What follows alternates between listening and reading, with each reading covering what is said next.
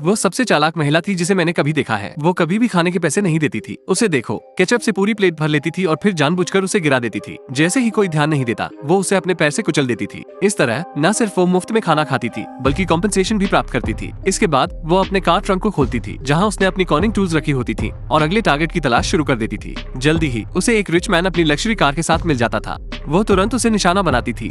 जैसे ही आदमी अपनी कार को रिवर्स करने की कोशिश करता, एक जोरदार टकराव की आवाज आती। आदमी घबराकर कार से बाहर आता और देखता कि महिला जमीन पर पड़ी हुई है। महिला कहती थी कि बिना मिलियन कॉम्पेंसेशन के वो नहीं जाने देगी। अपनी अद्भुत एक्टिंग स्किल्स के साथ उसने एक बड़ी रकम हड़प ली। कहा जाता था कि यह कॉनिंग वुमन उन लोगों को निशाना बनाती थी जो अनप्रोटेक्टेड थे।